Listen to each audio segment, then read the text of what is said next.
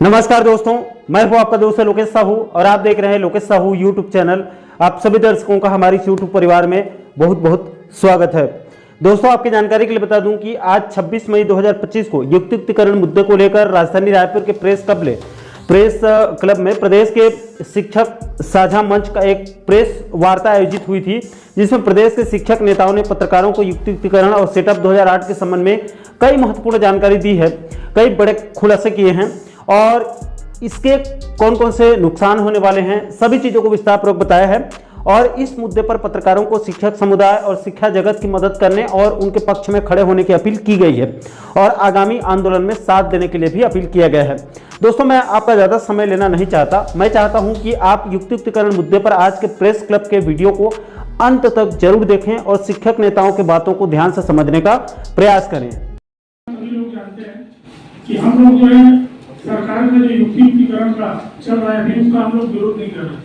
हमारा लोग का सिर्फ मांग ये है कि जो सरकार ने 2008 का सेटअप लागू किया था प्राथमिक शाला में 1+2 और माध्यमिक शाला में 4+1 जो सरकार के द्वारा लागू किया गया था 2008 में और छत्तीसगढ़ में 2010 में लागू किया गया था। हम उसी की मांग कर रहे हैं। सरकार जो है अपने जन घोषणा पत्र में और सब चीजों के बारे में उन्होंने साफ साफ कहा था कि हम 57,000 पदों पर भर्ती करेंगे, लेकिन अभी तक सरकार के द्वारा एक भी पदों पर भर्ती नहीं किया गया है। और जितने शिक्षक हैं बस उसी को इंटरव्यू सेटअप को जो 2008 का जो इसी सरकार का सेटअप था आज 15 साल के बाद उसको लागू कर रहे हैं। हमारा सभी पत्रकार बंधुओं से यही निवेदन है और आग्रह भी है कि हम लोग इसका पुरजोर विरोध कर रहे हैं और आप लोग भी इसका समर्थन करें। जो उन्होंने 57,000 भर्ती की बात कही थी,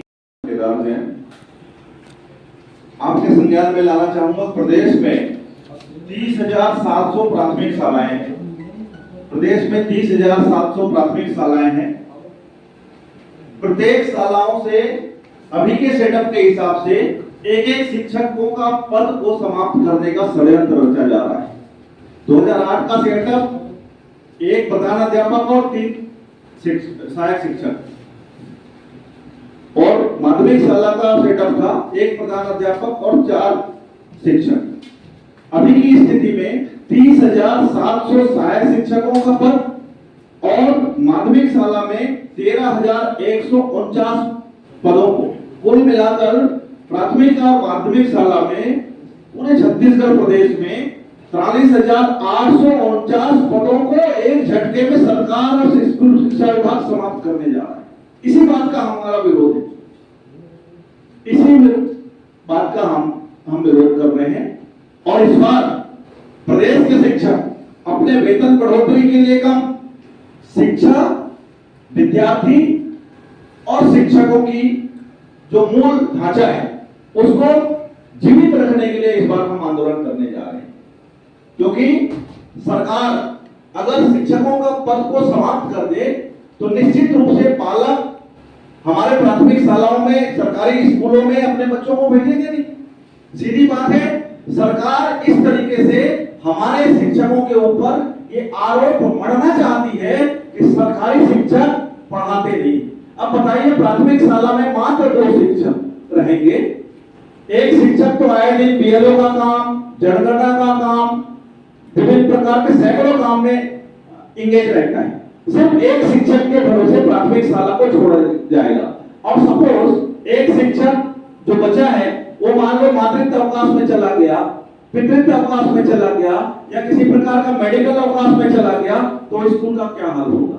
इसीलिए सरकार ये एक प्रकार से सरकार की तरफ से षड्यंत्र है कि सरकारी स्कूलों को, सरकारी शिक्षकों को किस तरीके से बदनाम किया जाए ताकि पालकों का रुझान प्राइवेट स्कूल की तरफ हो। और इस तरीके से हमारा सीधा आरोप है सरकार निजीकरण को बढ़ावा देना चाहती है।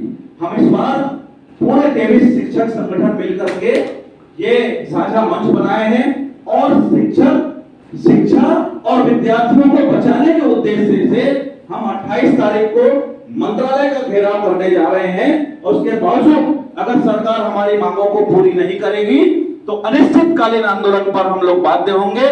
मैं तमाम मीडिया के सम्माननीय साथियों के माध्यम से प्रदेश के तमाम पालकों को, आम जनताओं से मैं अपील करना चाहता हूं कि आप अपने बच्चों का भविष्य को देखते हुए हमारे इस आंदोलन में सहयोग प्रदान करें और युक्ति उत्कर्ष का विरोध करें, क्योंकि आने वाला दिन सरकारी शिक्षकों के लिए, सरकारी विद्यालयों के लिए खतरा का दिन रहेगा। इसलिए मैं तमाम पत्रकार साथियों से आग्रह करता हूं कि आप लोग हमारी आवाज को जिस तरीके से पहले भी उठाते रहे हैं, इस बार भी हमारी आवाज को उठाते रहें। बहुत बहुत धन्यवाद।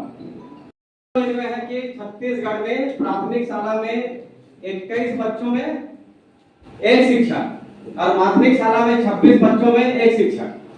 अब अतिशेष की संख्या आज भी 9000 से 10000 है, लेकिन वो अतिशेष शिक्षक को आप एकल या शिक्षक विहीन स्कूल में क्यों नहीं भेज रहे हैं, और इसकी जिम्मेदारी किसकी है? नई भर्ती हुई, पदोन्नति हुआ, उसके बाद भी जो पद रिक्त है ग्रामीण क्षेत्र में और शहरी क्षेत्रों में भरे पड़े, इसके जिम्मेदार अधिकारियों के ऊपर नियुक्तिकरण के पहले कार्रवाई होना चाहिए। और निश्चित रूप से हम नियुक्तिकरण का विरोध नहीं कर रहे हैं। अगर अतिशेष शिक्षक है 2008 के सेटअप के विरुद्ध, तो निश्चित रूप से उसको एकल शिक्षक की और शिक्षक विहीन शाला में भेजा जाए। इसी प्रकार से राज्य शासन तो एनएपी की बात करते हैं, न्यूनतम शिक्षक जो 2 शिक्षक बताए गए, न्यूनतम बताए गए, अधिकतम नहीं। अगर आपके पास मानव संसाधन है, शिक्षक संसाधन है, तो आप शिक्षक संसाधन का उपयोग करके ग्रामीण क्षेत्र के जो रिक्त पड़े स्कूलों में भेजिए। निश्चित रूप से हम उनका स्वागत करेंगे। साथ ही साथ हमारे शिक्षक साथियों का महत्वपूर्ण मांग श्रीमती सोना साहू की तरह ही संपूर्ण एरियाज के सहित क्रमोन्नति वेतनमान प्रदान किया जाए। एक तरफ तो हाई कोर्ट और सुप्रीम कोर्ट के आदेश के बाद भी आप शिक्षकों को उनके अधिकार नहीं दे रहे हैं, और एक तरफ राष्ट्रीय शिक्षा नीति लागू कर रहे हैं। दोहरा रवैया समझ नहीं आ रहा है कि सरकार दोहरा रवैया शिक्षकों के साथ क्यों कर रही है। उसी प्रकार से हमारे शिक्षक साथी जो 20 वर्षों से अनुभव व्यक्ति को आज पदोन्नति से वंचित किया जा रहा है। 2019 के पदोन्नति नियम और भर्ती नियम में स्पष्ट लिखा है कि प्रशिक्षित और स्नातकोत्तर शिक्षकों को पदोन्नति का अवसर मिलेगा, लेकिन आज उस अधिकार का हनन किया जा रहा है। उसी प्रकार से हमारे जितने भी साथी जो आज रिटायर हो चुके हैं, रिटायर के कगार में हैं, एकमात्र शिक्षक के भी संवर्ग है जिनको पूर्व सेवावधि की गणना करके पुरानी पेंशन नहीं दिया जा रहा है। तो हम आप सबके माध्यम से, मीडिया के माध्यम से हम शासन से अनुरोध करते हैं कि हमारी 4 सूत्री मांगों पर सरकार जल्दी विचार करे, नहीं तो शिक्षक जैसे 2011, 2012 और 2018 के बाद लगातार हम सड़क पर उतरकर संघर्ष कर रहे थे स्कूल को छोड़कर। हम बात होंगे, कोई भी शिक्षक स्कूल छोड़कर सड़क पर उतरना नहीं चाहते, लेकिन सरकार हमको मजबूर करते हैं। और आप मीडिया के साथ ही बिल्कुल निरंतर हमारे साथ लगे हुए, आपको और उपस्थिति ज्यादा पता है। साथ ही साथ राज्य सरकार एक और भ्रम फैलाने का काम कर रहे हैं कि प्रदेश के प्राथमिक शाला के स्कूलों में मात्र 2 कमरे हैं, आपके माध्यम से भ्रम फैला रहे हैं। तो हमारा निवेदन है कि आप पूरे प्राथमिक शाला के स्कूलों में घूमिए, अधिकांश स्कूलों में आप 4 से 5 कक्ष पाएंगे। तो निश्चित रूप से सरकार भ्रम फैलाना बंद करे, और मीडिया के साथियों से भी अपील है कि जनता तक सही बात पहुंचे और छत्तीसगढ़ की शिक्षा को बचाने के लिए, छत्तीसगढ़ के युवा बेरोजगारों के हित की रक्षा के लिए और विद्यार्थियों को बेहतर गुणवत्तापूर्वक शिक्षा मिले, इसी उद्देश्य को लेकर आज शिक्षक साझा मंच जो 23 संगठनों का मजबूत गठजोड़ बना हुआ है, संघर्ष के लिए तैयार है। आप सबने हमारी बात को पहले भी रखा और भविष्य में भी रखेंगे। इसी अपेक्षा के साथ आप सबको बहुत बहुत धन्यवाद, सादर प्रणाम।